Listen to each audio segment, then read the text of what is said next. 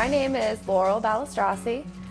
This is my daughter Charlotte. My family is me and my husband, and we're a blended family. We have 5 children total. So we have everywhere from teenagers to 5 months old. Charlotte is 3. Last spring, my husband and I went away for the weekend, and Charlotte became ill while we were gone. We came back early and took her to the doctor, and we were told that she had strep throat.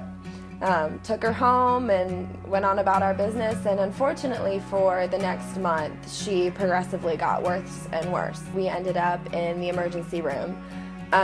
She was immediately, when we brought her in, they looked at her, took her straight to ICU, and it was like a whirlwind. We went from something's wrong, she has strep throat, to she's in ICU and in full-on heart failure. It wasn't later that day. They said it's probably cancer, it's probably leukemia.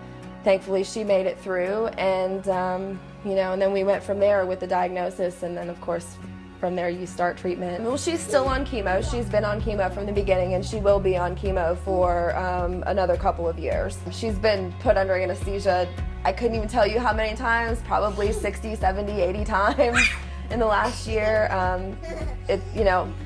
It's kind of, when you say it out loud, it sounds like, oh my God, that's horrible, but we get so used to it that that's just our routine. It's what we go through on a regular basis.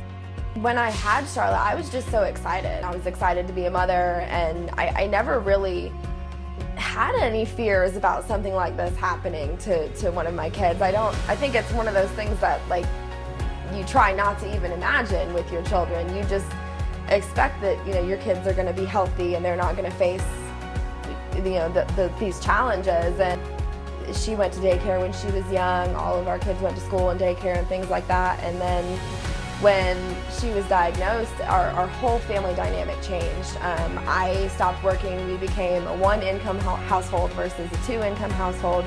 We actually had to move and downsize.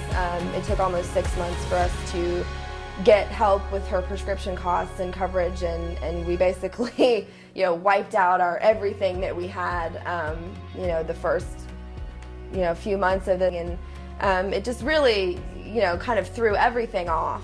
What I would say to someone who is at the beginning of this or just walking into this is you're still going to have those days and those moments when you feel like you can't do it.